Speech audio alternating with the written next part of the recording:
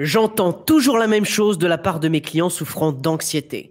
J'ai vraiment l'impression de ne pas pouvoir respirer profondément, de ne pas avoir assez d'air ou de ne pas pouvoir respirer correctement. Et ils ont vraiment cette impression de ne plus respirer assez d'air. Alors si aujourd'hui tu luttes contre l'anxiété, que tu te reconnais dans ce phénomène, reste avec moi parce que je vais te partager mon histoire personnelle contre cette sensation de manque d'air, les raisons de ce phénomène et la façon dont tu peux y remédier. Je m'appelle Jimmy et je suis un ancien anxieux. J'accompagne les gens à se libérer du stress et de l'anxiété pour sortir de leurs pensées envahissantes, sortir de ces sensations où on a vraiment l'impression qu'il y a un danger, une menace là tout de suite maintenant et que ces gens-là puissent retrouver leur joie de vivre. Et c'est un sujet aussi qui me touche personnellement et l'une des choses avec lesquelles j'ai vraiment lutté au quotidien, c'est cette sensation de ne pas absorber assez d'air. Mais avant de démarrer, si tu souhaites te libérer du stress et de l'anxiété pour ne plus te perdre dans tes pensées négatives, retrouver un équilibre vital et enfin te sentir apaisé au quotidien, alors ce que je m'apprête à te dire devrait t'intéresser parce que je lance un challenge gratuit en ligne de 5 jours qui va te permettre de retrouver ta confiance en toi, ta bonne humeur, ta joie de vivre, ta concentration et ton sommeil. Nous allons aborder les thèmes suivants et nous allons faire un maximum d'exercices pour apprendre à maîtriser le stress et l'anxiété. Le premier jour, je vais te dévoiler l'erreur numéro 1 que la plupart des gens font lorsqu'ils essaient de réduire leur stress, ce qui conduit inévitablement à l'échec. Parce qu'il faut bien plus que de la méditation, du yoga ou des promenades régulières pour réduire durablement le stress. Le deuxième jour, nous allons voir que nous pouvons décider consciemment de mener une vie meilleure, une vie plus heureuse, une vie d'amour de soi à chaque seconde, en cessant de nous identifier à nos événements douloureux et en décidant consciemment de laisser partir ces choses-là. Et je vais te montrer des exercices pour sortir de l'identification à nos pensées négatives pour se vider la tête et obtenir la tranquillité d'esprit. Le troisième jour, je vais te révéler comment te libérer de l'anxiété sans avoir à prendre des respirations profondes, à pratiquer la pensée positive ou à essayer de ne plus y penser. Et tu vas aussi avoir le droit à un cadeau, un programme audio hypnotique conçu pour t'offrir un havre de paix dans ton quotidien trépidant et enfin pour aborder chaque journée avec une nouvelle assurance et une énergie renouvelé. Le quatrième jour, nous allons voir comment apprendre à rester serein dans un monde stressant grâce à 3 secrets que la plupart des gens souffrant d'anxiété ignorent pour retrouver le calme en moins de 10 minutes par jour. Et si tu es souvent anxieux ou bien que tu n'as pas vraiment de stratégie concrète à appliquer quand ça t'arrive, alors ça devrait t'intéresser. Et le cinquième jour, je vais te révéler la méthode exacte pour retrouver l'équilibre dans tous les aspects de ta vie et vivre enfin de façon saine et épanouie, même dans un monde malade. Et ça, c'est une grande remise à zéro pour repartir enfin sur de bonnes bases et vivre comme on aurait toujours dû le faire. Donc si ça t'intéresse et que tu veux participer à ce challenge de 5 jours, je t'invite à cliquer sur le lien dans la description de la vidéo. Attention, les places sont limitées, donc je t'invite vraiment à te dépêcher pour rejoindre le challenge. Le but, c'est vraiment qu'on puisse se libérer tous ensemble de ce stress qui nous bouffe au quotidien et de cette anxiété qui n'arrête pas d'être là, présente, dans l'inquiétude permanente de ce qui pourrait potentiellement se passer. Si ça t'intéresse, clique sur le lien dans la description de la vidéo et une fois que tu es inscrit, on se retrouve pour le premier jour du challenge, le lundi 11 décembre. Maintenant, j'aimerais t'inviter à un voyage dans le temps. On retourne quelques années en arrière. À ce moment-là, j'ai l'impression de ne pas pouvoir respirer. Peu importe la profondeur ou l'ampleur de la respiration, j'ai l'impression que ce n'est jamais assez. J'ai toujours l'impression d'être à bout de souffle. Alors qu'est-ce que j'ai fait? J'ai fini par consulter un pneumologue qui m'a fait passer des tests de fonction pulmonaire et aussi à vérifier mon taux d'oxygène dans le sang. Qu'est-ce qui se passe pour que j'ai l'impression de ne pas pouvoir respirer profondément? Et les gens autour de moi me disent « Oui, mais ce n'est que de l'anxiété. » Mais à ce moment-là, ce n'était pas de l'anxiété parce qu'à ce moment-là, j'avais vraiment l'impression de ne pas pouvoir respirer. Parfois, je parle à des gens et je n'arrive même pas à sortir une phrase complète sans devoir m'arrêter et reprendre mon souffle. Et qu'est-ce que disent les gens en face de moi? Qu'est-ce qu'ils me disent? Peut-être ils te l'ont déjà dit, c'est Fais des exercices de respiration et ça ira bien. Et le problème quand tu manques d'air, c'est que lorsque tu fais des exercices de respiration, ça t'oblige à te concentrer sur la respiration. Or, quand tu as une respiration déjà dysfonctionnelle, tu passes toute la journée à faire attention à la respiration. Ce que les gens ne font pas normalement. Ils passent leur journée sans s'en rendre compte. Et pendant une bonne semaine, ça devient, et c'est devenu, la chose qui dominait mes pensées au réveil. Comment se porte ma respiration ce matin? Et si tu te sens concerné, premièrement, il y a quelque chose qui se passe et je vais te montrer ce que c'est et comment tu peux l'inverser. Je tiens quand même à préciser que ça vaut la peine de se faire examiner par un médecin ou de lui en parler pour s'assurer qu'il n'y a rien d'autre. Parce que je ne suis pas médecin et qu'il peut y avoir d'autres causes à l'essoufflement, au manque d'air, à cette sensation de ne pas absorber assez d'air. Donc si tu es inquiet à ce sujet-là, je t'invite quand même à aller voir un médecin. Mais s'il te dit que tout va très bien, que c'est probablement que de l'anxiété, ce qu'on va voir ensemble va vraiment t'aider à briser ce cycle. Prenons un instant pour examiner la question du dioxyde de carbone, le fameux CO2. Parce que lorsque tu es actif, lorsque tu bouges tes tissus, ils absorbent de l'oxygène et rejettent du dioxyde de carbone. Donc, lorsque tu es actif, le taux de dioxyde de carbone augmente dans l'organisme. Et lorsqu'il y a une augmentation du dioxyde de carbone dans le corps, tu as naturellement envie de respirer parce que tu dois le rejeter. D'accord? Parce que il ne s'agit pas seulement d'absorber de l'oxygène, mais aussi de se débarrasser du dioxyde de carbone. Le dioxyde de carbone, ou CO2, augmente la quantité d'oxygène dans l'organisme. Donc, si tu souffres d'anxiété, il est probable que tu as tendance à respirer de manière excessive, principalement parce que le conseil habituel que l'on te donne lorsque tu souffres d'anxiété, c'est le suivant. Respire profondément. Il faut respirer profondément. Donc, les gens passent donc beaucoup de temps à faire des respirations profondes qu'ils confondent avec de grandes respirations. Et la plupart du temps, qu'est-ce qu'ils font? Ils ouvrent la bouche et respirent beaucoup par la bouche.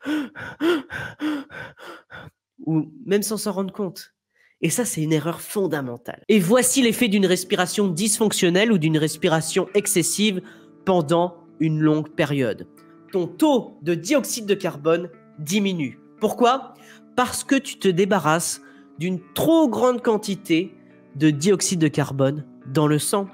Ton organisme, qu'est-ce qu'il fait? Il va procéder à toutes sortes d'ajustements pour tenir compte de cette baisse du dioxyde de carbone.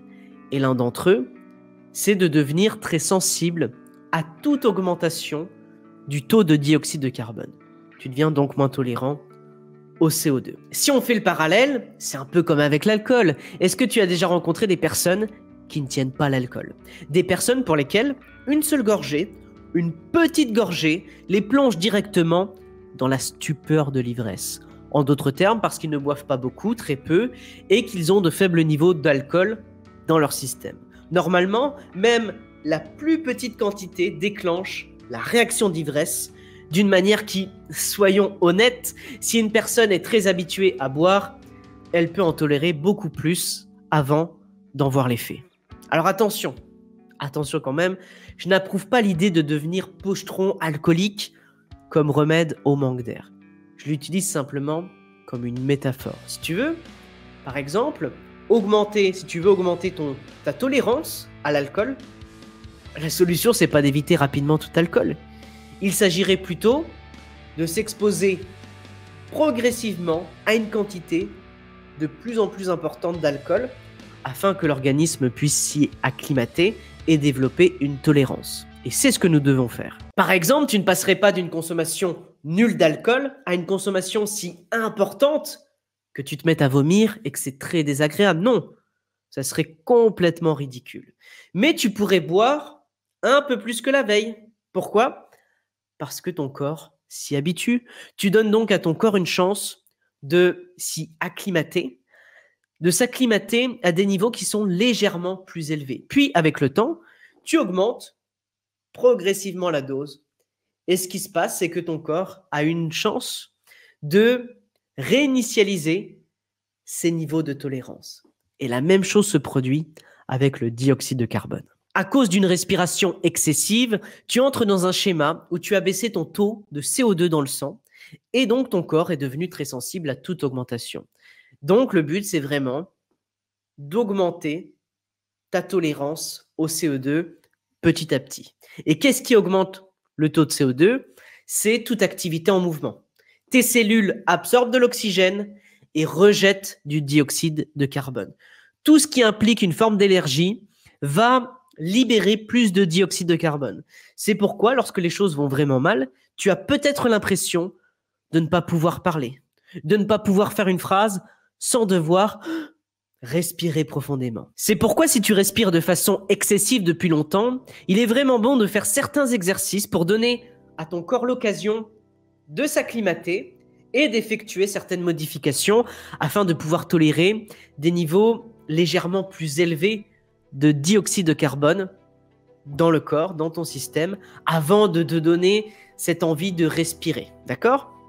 Et ça, c'est la solution au manque d'air dû à l'anxiété. Et c'est d'ailleurs la raison pour laquelle je suis si frustré lorsque je vais sur Internet et que je vois des gens dire « j'ai l'impression que je n'arrive pas à respirer profondément ».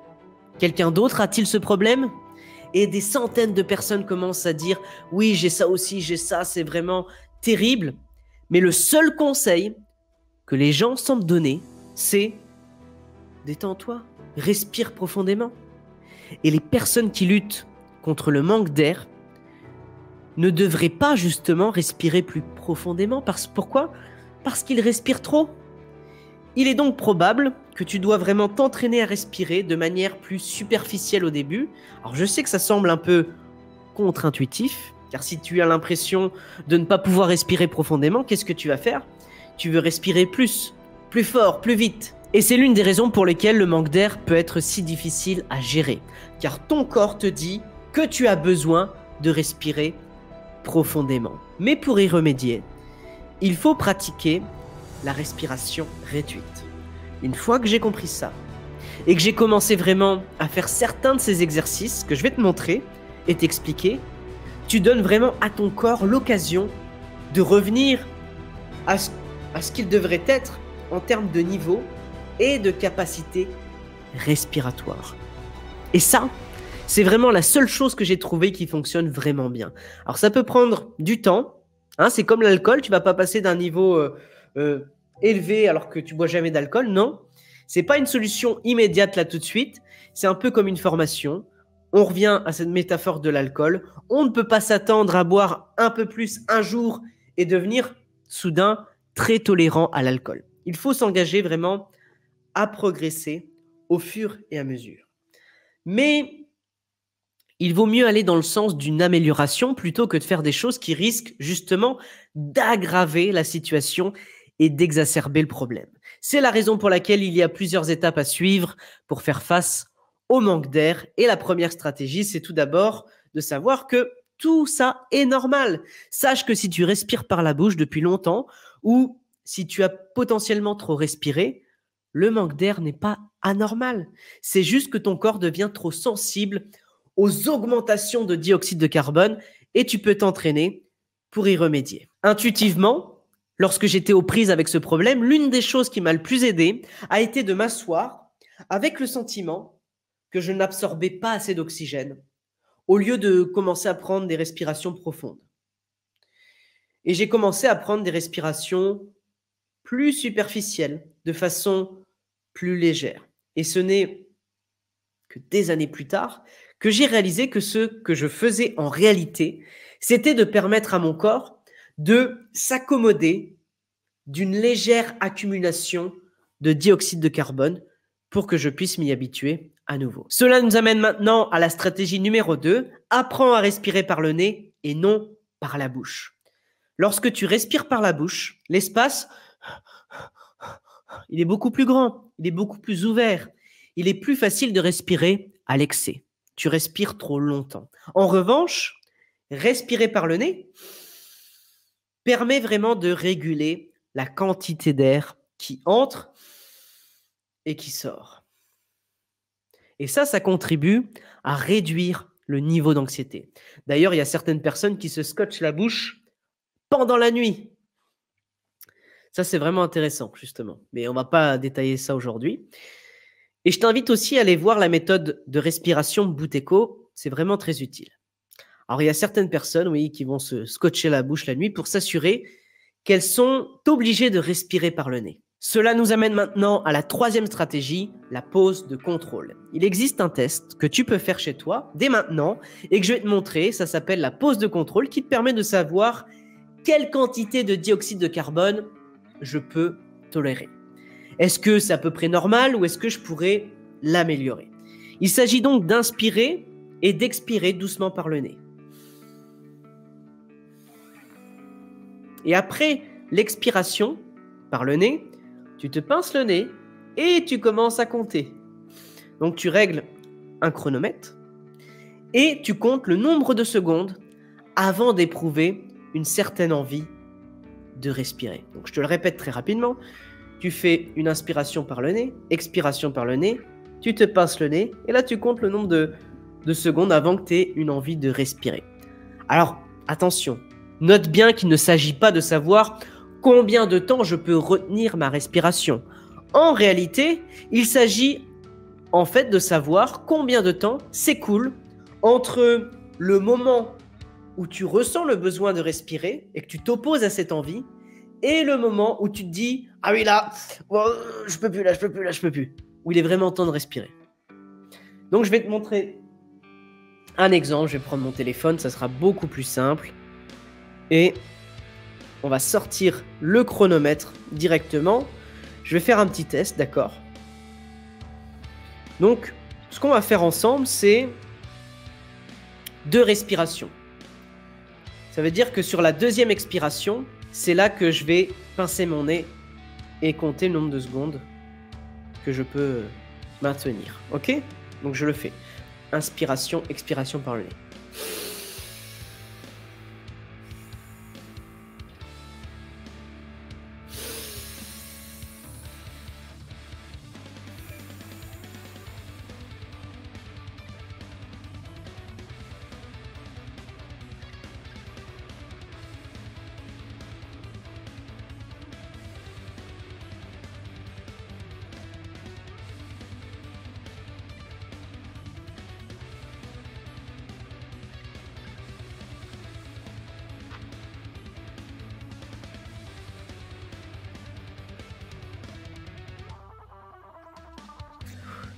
Alors pour moi, ça a duré 50 secondes. Bon, ça a duré 50 secondes parce que je suis quelqu'un quand même qui est habitué à faire de la respiration. Tous les matins, je fais la respiration Wim Hof et justement, il y a des tests où pendant la respiration, on doit retenir la respiration pendant voire plusieurs minutes, 1 à 2 minutes par exemple. Et au fur et à mesure, on améliore. Donc on crée une certaine accoutumance qui nous permet de maintenir plus longtemps cette respiration-là. D'accord? Donc, je voulais aussi revenir sur le fait que j'ai souvent constaté que les personnes souffrant d'anxiété, ou si tu as trop respiré, ou si tu as une très faible tolérance à l'accumulation de dioxyde de carbone, bah voici ce qui se passe. Dès que tu commences à te pincer le nez, le dioxyde de carbone commence à s'accumuler dans le système et tu risques de ressentir le besoin de respirer beaucoup plus rapidement que quelqu'un qui a, je dirais, un niveau plus sain de tolérance au dioxyde de carbone. D'accord? Et j'ai rencontré des personnes qui, au bout de 2, voire 3 secondes, avaient vraiment besoin de reprendre leur souffle. Et ça, c'est un bon indicateur. Il vaut la peine que tu fasses cet exercice-là. Tu notes combien de temps tu tiens, d'accord? Avec la date exacte, pour que tu aies un suivi, pour que tu puisses le refaire chaque jour, pour que tu puisses voir où tu en étais à ce moment-là. Ainsi, tu vas pouvoir commencer à pratiquer certains des exercices que je vais te donner. Tu vas pouvoir suivre l'évolution.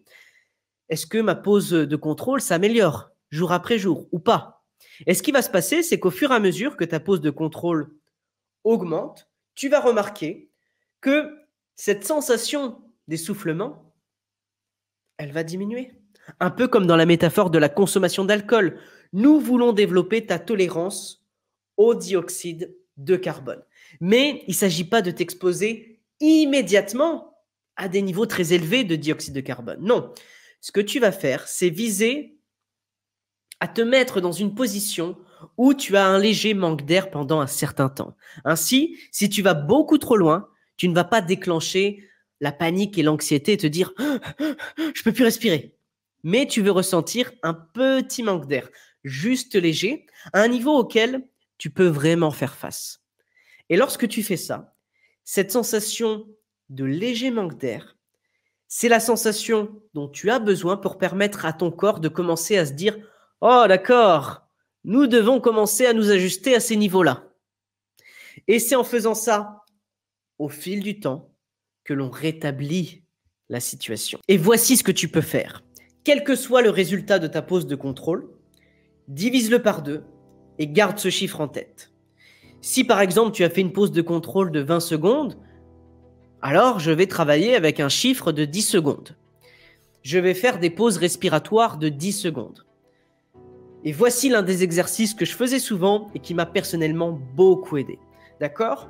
Donc, tout d'abord, tu inspires par le nez et tu expires par le nez, tout simplement, comme ceci.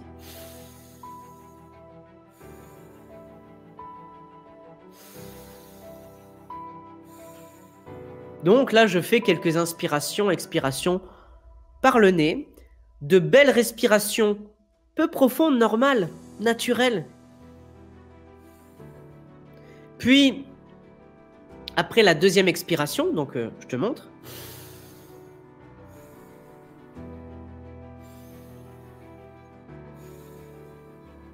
Après la deuxième expiration, je retiens mon nez et je fais une rétention de la moitié du temps de ma pause de contrôle. Donc, si tu as fait une pause de contrôle de 5 secondes, tu fais une rétention de 2 ou 3 secondes, c'est tout. Et une fois que tu t'es pincé le nez et que tu as fait cette pause, tu reviens à une respiration normale, naturelle par le nez. Et tu fais ça à plusieurs reprises, voilà, pendant environ 10 secondes. Et après une expiration, tu pinces à nouveau le nez, puis tu respires à nouveau. D'accord? Donc tu fais ce cycle-là où tu inspires, expires. Donc si je peux te donner une règle générale, donc tu fais...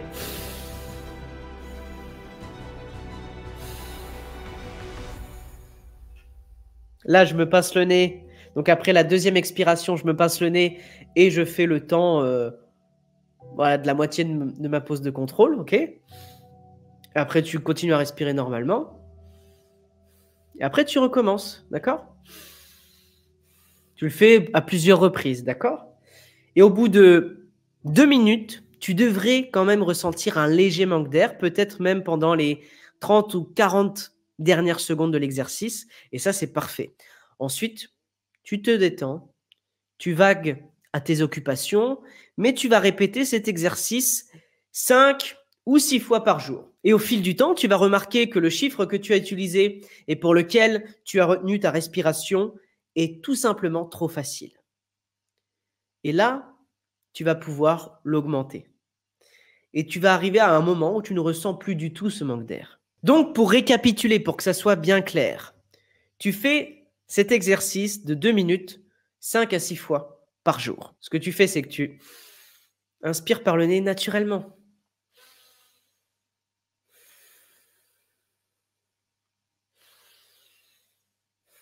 Deuxième expiration, je me pince le nez, je compte le nombre de secondes que je tiens. Ok? Après, tu reprends naturellement ta respiration et quand tu le sens, tu recommences. Et tu te repinces le nez à nouveau. Et tu fais ça sur un temps de 2 minutes. Et tu fais ça aussi 5 à 6 fois par jour. Ça va te permettre d'augmenter ton niveau de tolérance au CO2, d'accord? Et c'est à ce moment-là que tu commences à augmenter aussi le nombre de respirations retenues. Parce que tu veux obtenir ce léger manque d'air. De temps en temps, 3 ou 4 jours plus tard, tu peux refaire cet autre test de contrôle et tu verras littéralement ta pause de contrôle augmenter au fil du temps. Et les gens ont tendance à dire que si tu as une pause de moins de 20 secondes, une pause de contrôle de moins de 20 secondes, il y a de fortes chances que tu aies des expériences respiratoires difficiles. Une respiration soufflante, une toux, une sensation de manque d'air. Mais plus tu vas te rapprocher des 40 secondes, plus c'est bon. Plus tu te rapproches d'une fonction vraiment satisfaisante. Et certaines personnes n'atteignent pas 40. Donc, si tu as une pause de contrôle qui se situe entre 5 et 15 secondes, ça peut être le signe que tu as vraiment trop respiré. Ce qui, dans la société occidentale, a tendance à être beaucoup plus répandu. Ce qui est intéressant d'ailleurs, c'est que j'ai donné ces exercices à des personnes souffrant d'anxiété pour corriger leur respiration buccale. Et j'ai constaté qu'elles se sentaient généralement moins anxieuses au fur et à mesure que leur pause de contrôle s'améliorait. Ce n'est donc pas seulement le manque d'air qui disparaît, mais aussi l'anxiété qui tend à diminuer. Et ça, c'est une chose vraiment fantastique à faire. Stratégie numéro 4, fais de ton mieux pour ne pas y ajouter de la rumination derrière. Ça, c'est vraiment très important. Donc, je t'invite vraiment à devenir conscient de ta respiration. Prends l'habitude de remarquer ta respiration et de te rappeler de respirer par le nez, de respirer superficiellement et de savoir que cette sensation de léger manque d'air, c'est un bon signe pour ton corps, car elle lui donne l'occasion de se réajuster et de revenir à des niveaux normaux, j'ai envie de dire. Le fait de presque accepter cette sensation et de s'en rapprocher, même si elle n'est pas agréable, c'est très utile pour changer le schéma. Et c'est quelque chose que je recommande vivement. Donc si ça t'a aidé, ou si tu as des questions, fais-le moi savoir dans l'espace commentaire juste en dessous de la vidéo. Et bien sûr, si tu souhaites te libérer du stress et de l'anxiété pour retrouver un équilibre vital, te sentir apaisé au quotidien et arrêter d'être absorbé par ces pensées négatives, alors je t'invite à cliquer sur le lien dans la description de la vidéo pour rejoindre le challenge de 5 jours qui va démarrer le lundi 11 décembre. Je t'invite à te dépêcher parce que les places sont limitées. Et le but, c'est vraiment que ce challenge soit connu de tous. Donc si tu as quelqu'un qui souffre de stress chronique, d'anxiété au quotidien, qui se fait tout le temps du souci, partage-lui le lien de ce challenge pour qu'ensemble, nous puissions combattre ce fléau de l'anxiété et du stress, de ce stress qui nous bouffe la vie au quotidien ou de cette anxiété qui nous rend malades. Je t'invite à faire cette action, à faire ce geste de ton côté. Et je te dis à très bientôt.